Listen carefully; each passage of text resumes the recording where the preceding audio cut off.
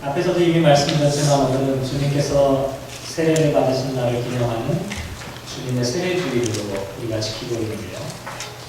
이날이 중요한 이유는 예수님의 공생애가 이제로부터 시작되기 때문입니다. 다시 말씀드리면 예수님도 그동안에는 평범한 몫으로 사시다가 이제부터는 하나님의 아들로서 하나님 나라의 사역을 위해 새로운 삶을 사는 그 중요한 전환점이 바로 예수님이 받으시는 세례를 기점으로 이제 시작이 된다는 말씀을 드릴 수가 있습니다. 마치 우리 교회도 이날 세례예식을 베풀고 또 입교예식을 함께 거행했는데요. 오늘 세례를 받으시는 분들 또 입교하시는 모든 분들에게 예수님께서 세례 받으셨던 것과 같은 뜻깊은 그런 시간이 되었으면 좋겠습니다. 이 시간이 그저 형식적으로 교회의 멤버십을 갖는 그런 시간이 아니라 내 인생에 있어서 가장 중요한 마치 예수님께서 공생애를 시작하는 것과 같은 그 첫 출발점이 되는 그런 시간이 되었으면 좋겠고요. 이 자리에 이미 세례를 받으시고 예배에 참여하시는 여러분들께서는 내가 그 옛날에 받았던 그 세례의 시간들을 다시 한번 기억해 봤으면 좋겠습니다. 저도 목사가 되고 난 다음에 노회에 참석할 일이 생기면 가장 뜻깊을 때가 언제냐면 목사 안수식을 할 때가 가슴이 뜨거워집니다. 왜 그런지 잘 모르겠더라고요. 후배 목사님들이 이제 목사로 안수를 받을 때 제가 그때 받았던 그 시간들을 되새겨보게 되는데요. 세례를 이미 받으신 여러분들께서 오늘 이 시간에 지금 세례를 받으시는 그분들을 보면서 내가 받았던 그 세례의 의미를 다시 한번 되새겨보고 다시 한번 기억해보는 그런 시간이 되었으면 좋겠습니다. 그런 의미에서 제가 시를 한 구절 낭독해 드릴 건데요. 주보 2편에 보면 노래 다음에 정채봉이라고 하는 시인이 쓴 첫마음이라고 하는 시가 있는데요. 그 시를 여러분들께 잠깐 낭독해 드리도록 하겠습니다. 1월 1일 아침에 찬물로 세수하면서 먹은 첫마음으로 1년을 산다네. 학교에 입학하여 새 책을 앞에 두고 하루 일과표를 짜던 영롱한 첫마음으로 공부를 한다면, 사랑하는 사이가 처음 눈이 맞던 날의 떨림으로 내내 계속된다면, 첫 출근하는 날 신발끈을 매면서 먹은 마음으로 직장일을 한다면, 아팠다가 병이 나은 날에 상쾌한 공기 속에 감사한 마음으로 몸을 돌본다면, 개업날의 첫 마음으로 손님을 언제고 돈이 적으나 아니 늦으나 기쁨으로 만든다면, 세례 성사를 받던 날에 빈 마음으로 눈물을 글썽이며 교회에 다닌다면, 나는 너는 나라며 화해하던 그날의 일치가 가시지 않는다면, 여행을 떠나는 날 차표를 끊던 가슴뛰기 쉽지 않는다면, 이 사람은 그때가 언제이든지 늘 새 마음이기 때문에 바다로 향하는 냇물처럼 날마다가 새로우며 깊어지며 넓어진다 라고 하는 시인데요. 바라기는 저와 여러분이 이 시인의 고백처럼 이 첫마음, 이 첫사랑, 첫 기억들을 잃지 않고 그때의 감격과 기쁨을 간직하며 살아가셔서 날마다 새로워지고 깊어지고 넓어지는 그런 저와 여러분이 되었으면 좋겠습니다. 그런 의미에서 오늘 본문 말씀을 한번 생각해 보도록 할 텐데요. 오늘 본문은 두 본문으로 되어 있죠. 시편 29편 말씀과 마태복음 3장에 나와 있는 말씀인데요. 먼저 마태복음에 나와 있는 말씀을 먼저 한번 생각을 해보도록 할 텐데요.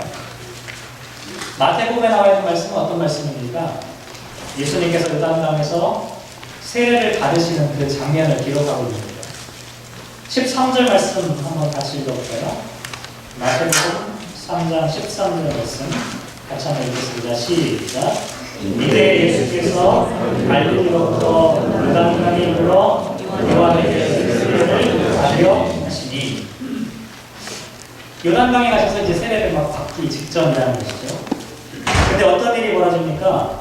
14절 15절 말씀에 보면 예수님과 세례 요한이 서로 간에 옥심각심을 해요. 세례를 받겠니, 주겠니, 안 된다니 이렇게 서로 간에 옥신각신하는 장면이 14절, 15절에 나오다가 결국 어떻게 됩니까? 예수님은 어떻게 이기겠어요? 그래서 16절에 보면 세례 요한이 예수님께 세례를 베풀게 되는데 그때 어떤 일이 벌어지냐면 16절 같이 읽어볼까요? 시작. 예수께서 세례를 받으시고 곧 물에서 올라가실새 하늘이 열리고 하나님의 성령이 비둘기같이 내려 자기 위에 임하심을 보시더니 16절에 아주 독특한 일이 벌어졌다 이렇게 지금 기록하고 있고 또 17절에 계속해서 같이 읽겠습니다. 시작. 하늘로부터 소리가 있어 말씀하시되 이는 내 사랑하는 아들이요 내 기뻐하는 자라 하십니다. 이렇게 말씀하고 있습니다. 이 본문 짧은 부분인데요. 이 말씀을 잘 생각해 보면 세례가 어떤 의미가 있는지 아주 중요한 메시지들을 우리가 찾아낼 수가 있어요. 크게 세 가지 의미를 한번 찾아볼 텐데 세례의 의미가 뭐냐면 오늘 본문에는 직접적으로 기록하지는 않았어요. 그리고 우리가 원래는 침례식을 해야 물속에 확 집어넣어야 되는데 침례식을 하지 않고 물만 몇 방울 탁 떨어뜨리잖아요. 그러니까 잘 실감은 나지 않는데 예수님께서 세례를 받으시는 과정을 잘 생각해보면 요단강 그 물속으로 들어가셨다라고 하는 것을 우리가 먼저 생각해 볼 필요가 있어요. 세례를 받는다는 것은 물속으로 들어가는 것을 나타내요. 물속으로 들어가는 것은 무엇을 의미하냐면 죽음을 의미해요. 세례 받는 것은 죽는 시간이에요. 오늘 4사람이나 죽었습니다. 세례 받는다는 것은 가장 먼저 죽지 않으면 세례가 불가능해요. 세례의 가장 중요한 첫 출발점이 과거에 내가 죽는 겁니다. 죄가 죽는 거예요. 과거의 인생과 단절하기 위해서는 죽지 않으면 안 된다는 것이죠. 예수님도 세례를 받으시기 위해서 물속으로 들어가셔서 죽으셨어요. 물론 사실 예수님은 그러실 필요가 없었어요. 그렇잖아요. 예수님은 죄가 없으신 분인데 무엇에 대해서 죽을 필요가 있겠습니까? 그 사실을 알았기 때문에 세례 요한이 나는 예수님께 세례를 못 베풉니다. 이렇게 얘기했던 이유도 예수님이 어떤 분이신지를 세례 요한은 통찰력 있게 봤던 거예요. 예수님은 죄가 없으시기 때문에 물속에 들어가셔서 죽을 것이 없었다는 거예요. 그런데 그럼에도 불구하고 예수님께서는 인간의 죄를 대속하기 위해서 십자가에 죽으셔야 했기 때문에 예수님이 죽으시는 그 순간 물속에 들어가는 그것은 당신 자신의 죄 때문이 아니라 당신이 짊어져야 될 이 세상의 모든 죄를 짊어지고 물속에 들어가는 것을 상징한다고 말씀을 드릴 수가 있어요. 그래서 예수님께서는 물속으로 들어가신 거죠. 죽음을 피하지 않으셨던 것처럼 세례도 피하지 않으셨던 이유가 바로 거기에 있다. 세례는 죽는 겁니다. 우리가 다 기억할 필요가 있어요. 이미 세례를 받으신 분들도 그런 의미에서 다 죽음을 경험한 사람. 옛사람이 죽지 않으면 새 사람이 태어날 수 있는 방법이 없습니다. 반드시 죽어야만 하는 거예요. 이게 첫 번째 세례의 의미라면 두 번째, 물속에 계속 있으면 진짜 죽어요. 들어갔다가 나와야 되는데 16절에 보면 물에 잠기신 예수님께서 다시 물속에서 올라오실 때 하늘이 열렸다 이렇게 말씀하고 있는 것을 보게 됩니다. 앞에서 물에 잠기는 것이 죽는 것이라고 말씀드렸다면 물에서 올라오는 것은 말 그대로 다시 살아나는 것을 상징합니다. 세례는 죽음과 삶을 경험하는 거죠. 근데 이때 특이한 현상이 하나 있죠. 1장 10절 말씀, 마가복음 1장 10절 말씀에 보면 뭐라고 기록하고 있냐면 물에서 올라오실새 하늘이 갈라졌다. 우리 성경에서는 하늘이 열렸다 나왔는데 마가복음 1장 10절에는 하늘이 갈라졌다. 이 하늘이 갈라졌다라고 하는 이 표현이 마가복음 15장 38절에 보면 성소 휘장이 위로부터 아래까지 찢어졌다라고 하는 이 단어와 같은 단어가 되고 있어요. 다시 말씀드리면 예수님께서 물속에 잠기셨다가 물속으로 올라오시는 순간 하늘이 열렸다라고 하는 이 표현이 마가복음에는 하늘이 찢어진 것으로, 다시 말씀드리면 성소의 휘장이 갈라지고 찢어진 그 모습을 똑같이 상징하는 단어로 표현하고 있다라고 하는 것입니다. 다시 말씀드리면 이 의미는 물속에 들어갔던 사람이 다시 나오는 순간 하나님과 나 사이를 가로막고 있던 성전의 그 휘장이 갈라지는 것처럼, 찢어지는 것처럼 이제 세례를 받는 그 순간에 하나님과 나 사이에 막혀있는 그 담들이 제거되고 하나님 앞에 내가 직접 나설 수 있게 되었다는 것을 상징한다는 거죠. 저는 예수님께서 세례 받으실 때만 하늘이 열린다고 생각하지 않습니다. 오늘 이 시간에도 저는 하늘이 열렸다 이렇게 생각합니다. 여러분들과 제가 세례를 받았던 그 순간에도 하늘이 열렸다고 저는 생각합니다. 왜냐하면 세례를 받고 내가 신앙을 고백하고 하나님을 인정하고 하나님에 대한 믿음대로 살아가기로 다짐하는 그 순간에 과거의 옛 자아가 죽고 이제 새로운 인생으로 살아가기 시작하는 그 순간에 하나님과 나 사이에 막혀있는 죄의 담벼락이 무너지면서 하나님과 소통할 수 있는 그와 같은 하나님과의 관계가 열리는 때가 바로 하나님 앞에 세례를 받는 그 순간이기 때문이라는 거죠. 이게 두 번째 의미. 세 번째 의미는 뭐냐면 예수님께서 세례를 받으실 때에 하늘에서 성령이 비둘기같이 내려왔다. 저는 이 말씀을 묵상할 때마다 아주 기가 막히게 생각이 드는데 예수님께서 지금 물속에 들어가셨다가 물 위로 다시 올라오시고 그때 성령님께서 하늘로부터 비둘기같이 이 땅에 내려오시는 그 장면. 여기서 누가 한 분이 빠져 있어요? 하나님이 빠져 있잖아요. 그죠? 예수님, 성자이신 예수님이 물속에 들어갔다 나오실 때 성령 하나님께서 위로부터 쭉 비둘기같이 내려오시는데 삼위일체 하나님이 다 계셔야 되는데 두 분밖에 안 계시잖아요. 그러니까 17절에 하나님께서 나도 빠질 수가 없다. 그래서 17절에 하나님에 대한 이야기가 나옵니다. 17절 하늘로부터 소리가 있어 말씀하시되 이는 내 사랑하는 아들이요 내 기뻐하는 자라 이렇게 말씀하고 있습니다. 세례라고 하는 것은요 삼위일체 하나님을 경험하는 사건이라고 하는 것을 우리에게 말씀해 주고 있다는 거죠. 이 세상에서 세례를 베풀 수 있는 유일한 방법은 성부와 성자와 성령의 이름으로 세례를 베푸는 것입니다.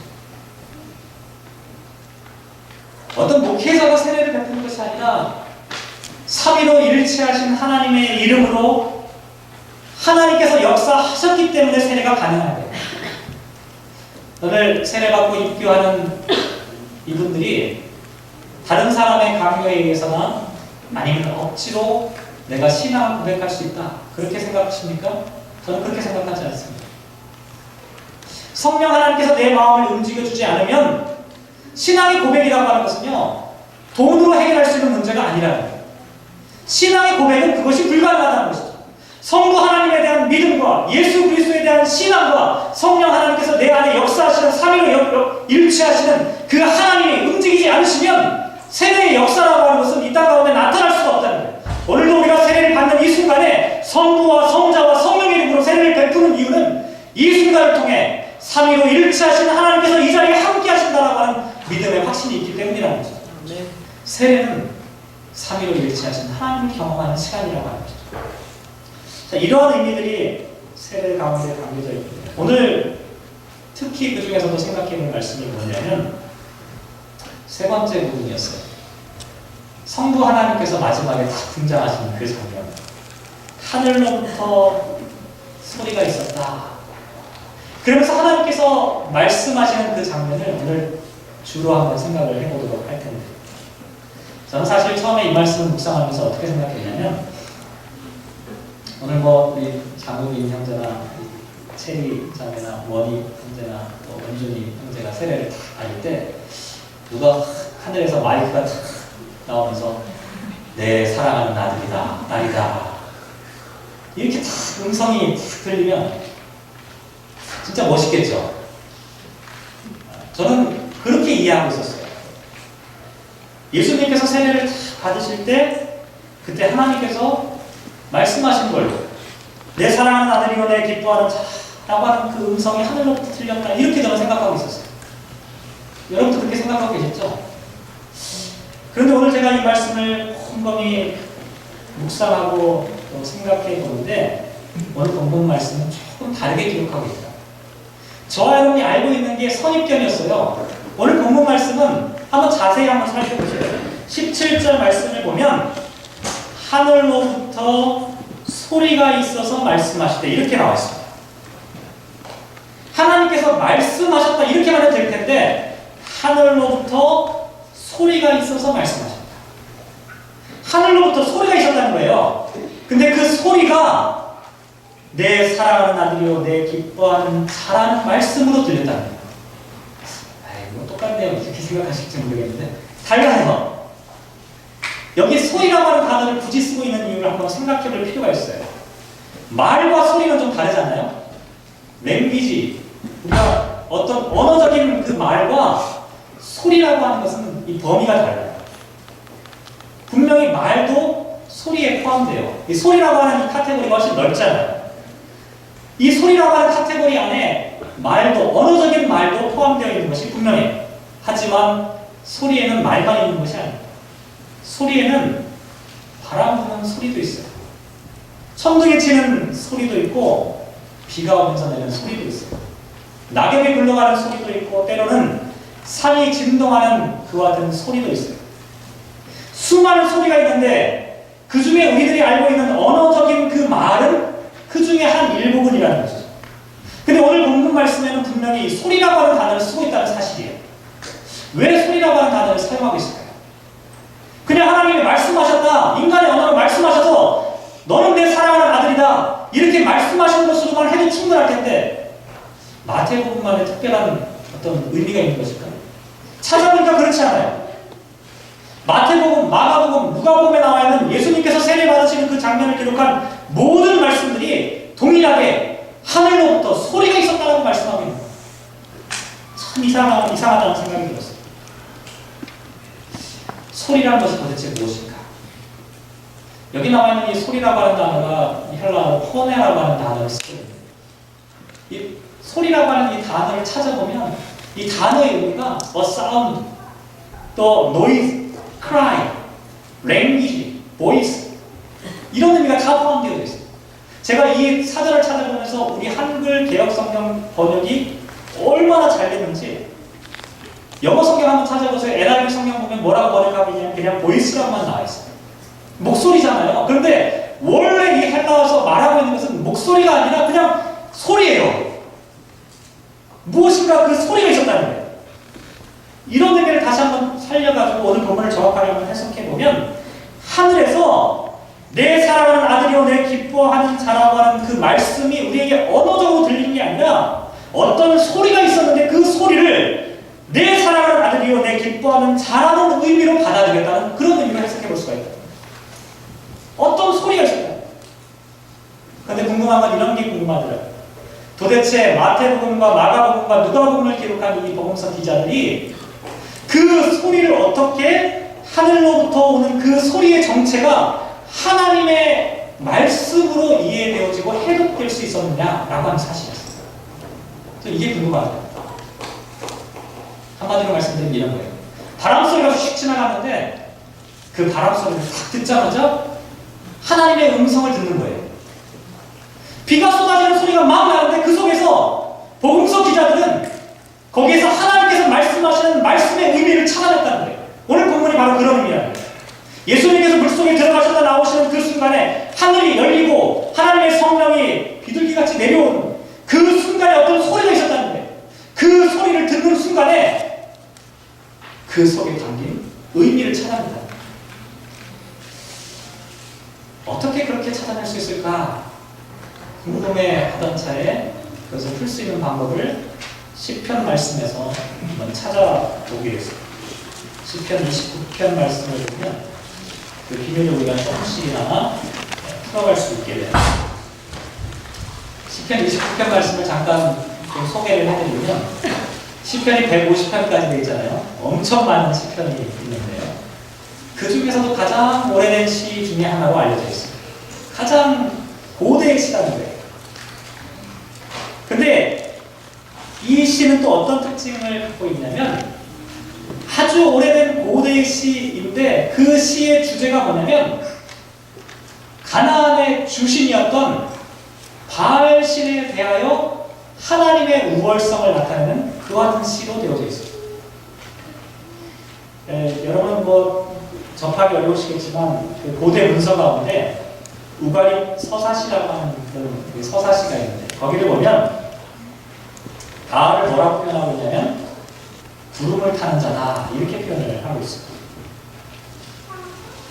팔레스틴에서 주신 대표적인 신으로 인정되고 있는 바알을 구름을 타는 자다 이렇게 표현하고 있고, 지금도 발굴되고 있는 바알 신상을 보면 또 어떻게 되어 있냐면 대부분이 뭘 들고 있냐면 번개를 들고 있어요.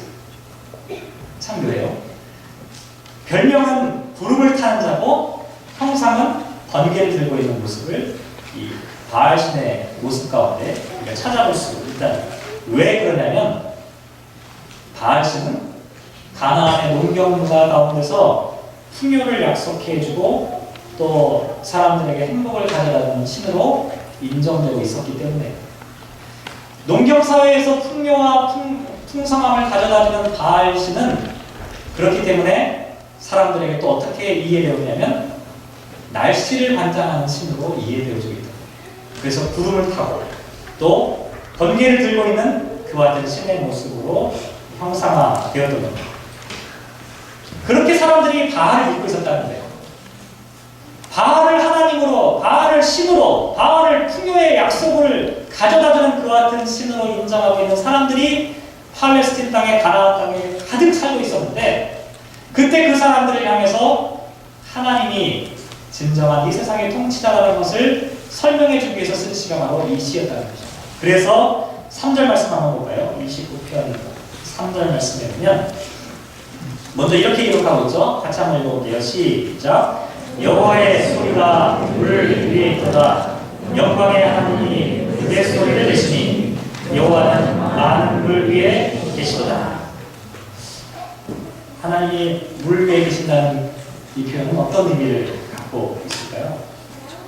하나님께서 우레소리를 낸다는 것은 뭐 어느 정도 이해할 수 있는데, 물 위에 있다, 하나님이 물 위에 있다 이렇게 표현하고 있어요.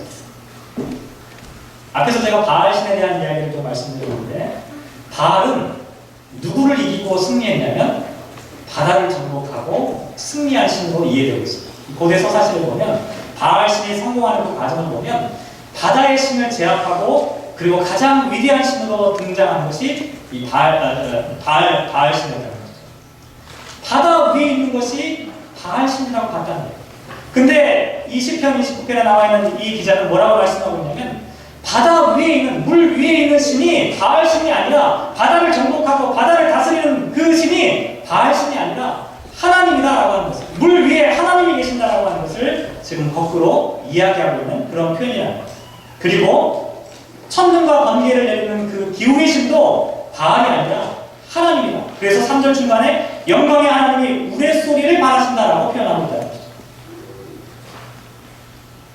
하나님이 이 세상을 통치하시고 다스리시는 진정한 하나님이라고 하는 사실을 고백하는 그런 내용이 본문 시에 담겨져 있는 거예요. 근데 문제는 뭐냐면 29편에 여호와의 소리라고 하는 표현이 계속해서 등장하고 있다는 사실이에요. 여호와의 소리라는 게 몇 번 등장하냐면 7번 등장해요. 성경은 7번을 되게 좋아합니다. 7번은 구약에서 완성을 의미하는 숫자인데, 하나님의 소리, 하나님의 소리, 하나님의 소리라는 것이 7번 반복해서 나오고 있어요. 이것은 무슨 얘기를 의미하냐면 하나님의 소리가 완전한 통치를 의미한다라고 하는 그런 의미를 담고 있어요. 그냥 하나님의 소리가 여기저기 울려온다 이런 정도가 아니라 하나님의 소리가 완전하게 통치하시고 다스리시는, 바알이 세상을 다스리고 풍요를 약속해 주시는 그와 같은 신이 아니라 하나님이 완전한 하나님이라는 것을 설명해주는 그런 표현이다. 하나님의 소리는 어떻게 들렸냐면 사람들에게 4절 말씀에 보면 힘이 있고 위험차다 이렇게 말하고 있고요. 5절과 6절 말씀에 보면 여호와의 소리가 백향목을 꺾으신다. 여호와께서 레바논 백향목을 꺾어 부수신다. 그 나무를 송아지 같게 뛰게 하시며 레바논과 시륜으로 들송아지 같게 뛰게 하신다. 이렇게 말하고 있습니다. 레바논의 백향목은 뭐냐면 가장 튼튼한 강한 나무를 상징해. 하나님의 소리가 나오니까 어떻게 돼요? 그 강력한 나무가 뚝 하고 부러지는. 레바논과 시륜은 뭘 상징하냐면 거대한 이 산을 얘기해요. 하나님의 소리가 울려 퍼지니까 어떻게 돼요? 산이 들송아지처럼 뛰어요. 산이 뛰는 걸 보셨나요? 무슨 상황일까요? 지진이 일어나는 것을 얘기해요. 엄청난 지진으로 땅이 흔들리는 그 같은 모습을 레바논과 시돈이 들 송아지처럼 뛰는 장면으로 설명하고 하나님의 소리를 지금 이렇게 묘사를 하고 있다는 거죠. 또 10절 말씀에 보면 홍수 때에 좌정하셨다 이렇게 표현하고 있어요. 물이 쏟아지고 비가 쏟아지는 홍수를 한번 생각해 보세요. 그 소리를 듣는 순간에 하나님께서 홍수 때에 좌정하고 있는 그 모습을 사람들이 기억하고 있었다는 거죠. 결국 시인이 듣고 있었던 소리는 어떤 소리였냐면 우레소리였어요. 지진 소리였고 홍수가 쏟아지는 빗소리였다는 거죠. 근데 이 소리를 듣고 이 시인은 하나님의 소리, 여호와의 소리라고 고백하고 있었다는 거죠. 어떻게 이런 소리들이 하나님의 소리가 될 수 있을까요? 어떻게 저와 여러분이 하나님의 소리를, 이 세상에 있는 그 소리 가운데 하나님의 소리를 우리가 들어낼 수가 있을까요? 사실 저와 여러분은 이 세상에 있는 소리를 다 듣지 못하죠. 인간이 들을 수 있는 이 소리는 그 진동의 한계 때문에 아주 작은 소리나 너무 큰 소리는 사실 듣지 못하도록 되어 있어요. 여러분 혹시 개미가 기어다니는 소리 때문에 시끄러워서 잠을 못 주무시는 분 계신가요? 아니면 제가 설교하다가 여러분 눈동자 좀 그만 돌리세요. 눈동자 소리가 너무 시끄럽습니다. 그런 분 혹시 있을까요? 오늘 마침 이 문답을 밑에서 하는데 최성호 장관님이 그런 얘기 하셨는데 지구가 자전하는 소리, 그 엄청난 소리 들으실 수 있는 분 계신가요? 없어요. 우리는 사실 들을 수 있는 그 귀가 한계에 지어져 있습니다. 모든 소리를 다 듣는 것이 아니에요. 인간은 사실 하나님의 소리를 들을 수가 없어요. 하나님이 말씀하셔도 저와 여러분이 어떻게 듣겠습니까? 근데 하나님께서 저와 여러분에게 주시는 그 말씀을 들을 수 있는 방법이 있는데 그것은 뭐냐면 이 세상에서 들려오는 그 소리 가운데 담겨져 있는 하나님의 그 음성을 드러내는, 그 하나님의 음성을 찾아내는 그 방법들을 우리에게 말씀해주고 있다는 거죠. 오늘 본문 말씀 11절 말씀 한번 보시면 이렇게 말씀하고 있어요. 여호와께서 자기 백성에게 힘을 주시며 여호와께서 자기 백성에게 평강의 복을 주시리라. 때로 하나님의 소리라고 하는 것이 우레소리 같고 화염을 가르는 소리처럼 무섭게 들리기도 하고 또 지진과 홍수처럼 심판의 소리를 통해서 우리에게 말씀하시기도 하지만 때로는 이 세상 가운데 당신의 백성들을 향해 힘을 주시고 당신의 백성들에게 평강의 복을 주시는 그 소리 가운데서도 하나님께서 우리에게 주시는 말씀을 들어볼 수가 있다. 제가 자기 백성에게 힘을 주시고 자기 백성에게 평강의 복을 주신다는 이 소리라고 말씀드린다고 해서 그저 하나님께서 우리에게 귀에 닮은 소리가 하신다 이런 말씀을 얘기하시면 않으셨으면 좋겠어요.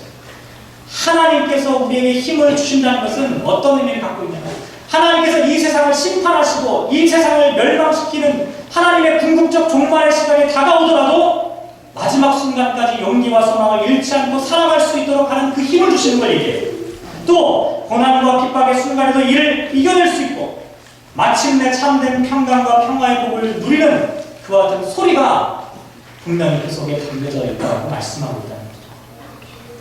시편 29편에서 말하고 있는 소리는, 하나님의 소리는 우리가 생각하는 것 같은 언어적인 음성으로 들리는 소리가 아닐지도 몰라요.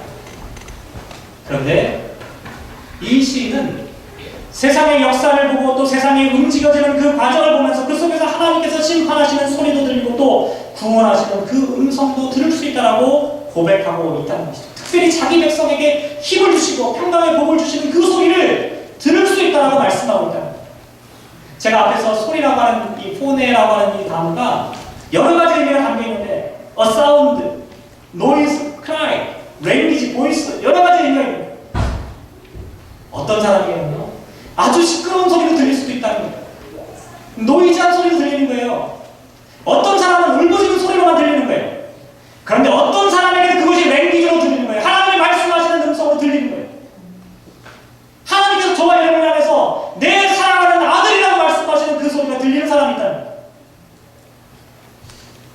이게 신앙의 신비가 아닐까요? 여러분에게 오늘 어떤 소리가 들립니까? 설교를 정리하도록 하겠습니다. 어제 설교를 준비하고 원고를 쓰는데 하루 종일 빗소리가 들립니다. 천장에서 떨어지는 빗소리, 바람 소리. 그 소리에 어떤 하나님의 음성이 담겨져 있을까를 한번 생각해 보세요. 세상 소리에 담겨져 있는 하나님의 음성을 들었으면 분명하게 클리어하게 내 귀에 들렸으면 좋겠다 이런 생각을 해봤어요. 그 빗소리 가운데 너는 내 사랑하는 아들이고 내 기뻐하는 자라고 하시는 그 음성을 분별해낼 수 있는 그런 지혜가 있었으면 좋겠다 이런 생각을 해봤어요. 자기 백성에게 힘을 주시는 소리를 한번 들었으면 좋겠다.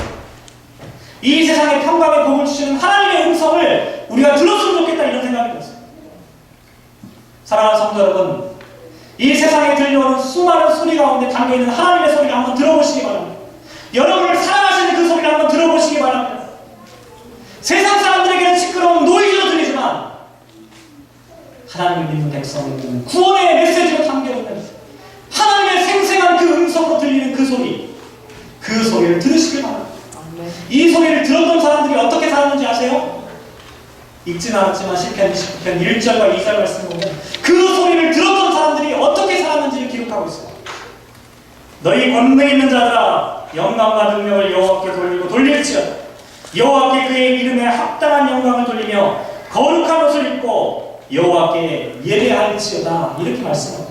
이 사람은 분명히 하나님의 소리를 분별해내야 합니다. 세상의 소리 가운데 시끄러운 잡소리 가운데 그 속에 숨겨져 있는 하나님의 음성을 듣고 그 하나님의 음성을 해독하고 나니까 하나님께 영광을 돌리지 않을 수가 없었던 거예요. 하나님을 예배하지 않을 수가 없었던 거예요. 아마도 마태복음, 마가복음, 누가복음을 기록한 이 기자들도 처음에 예수님께서 세례 받으시는 순간에 들려왔던 하늘의 소리는 어떤 소리였는지 못 들었을 가능성이 커요. 분명하게 언어적으로 말씀하셨다면 마태복음, 마가복음, 누가복음 기자가 예수님의 세례 장면을 기록할 때 소리가 있었다라고 말할 이유가 없어요. 그냥 하나님이 말씀하셨다라고만 해도 된다. 처음에는 소리에 불과했다. 시끄러운 소리에 불과했어요. 그런데 예수님의 생애를 그 제자들이 예수님의 삶을 돌아보면서 그 소리가 무엇인지를 보게 해요. 그때 하늘에서 들려온 그 소리가 예수님을 향하여 하나님께서 말씀하시는 너는 내 사랑하는 아들이다라고 하는 그 음성으로 그들이 해독해낼 수 있게 되었다. 사랑하는 성도 여러분, 특별히 오늘 세례를 받으시는 모든 분들, 또 이미 세례를 받으셨던 모든 성도님, 하늘로부터는 소리가 있습니다. 하늘로부터 들려오는 그 소리, 그 소리를 들으시기만 해요. 예수님께서 그 음성을 듣고 이제로부터 공생애를 시작하셨던 것처럼 저와 여러분도 그 하늘로부터 내려오는 그 소리를 듣고 이제 새로운 삶을 살아가시기 바랍니다. 새로운 삶의 전환점입니다. 입교는 새로운 인생을 시작하는 것입니다. 새로 태어나는 것입니다. 하늘로부터 들려오는 그 소리를 듣고 이제로부터 우리들이 진정한 생애와 삶을 시작하게 되는 것이죠. 오늘 이 시간 저와 여러분이 하늘의 소리를 듣고 새로운 인생을 살아가시기를 주님의 이름으로 기원합니다. 기도하겠습니다.